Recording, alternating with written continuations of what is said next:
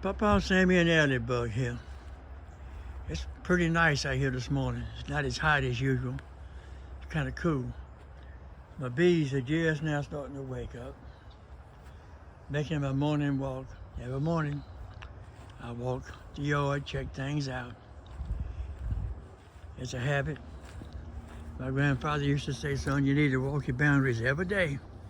Make sure everything's okay. And so far it's working.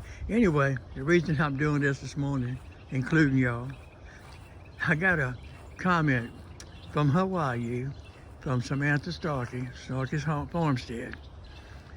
Daddy, I'm bringing you some ginger, which I have a whole bunch of it right here, from Hawaii.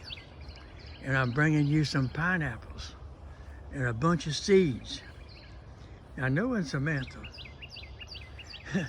she's gonna come home with a bunch of exotic seeds and say, Dad, can you make these grow?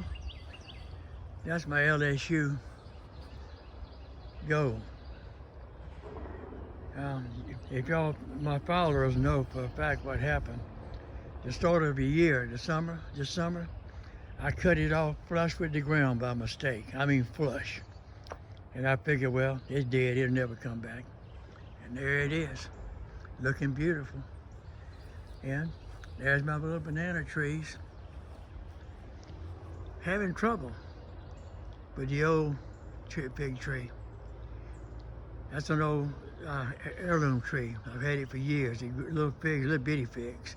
They're sweet, but all of a sudden it's quitting growing. I think age has finally caught up with it. Anyway, my granddaughter had a bunch of banana trees growing. Dug up a bunch of the roots and said, can you make these grow?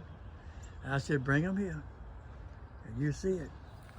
So when you throw that mulch, that worm poo, and all to them, they can't help but grow. Look at my parsley and my onions. You can't help but grow. My blueberries, my Japanese plums. And I'm not even sure what the tree is. It has big white snowy flowers from China. And I'm in the process of wet rooting it for a friend of mine who's been helping me with my bees.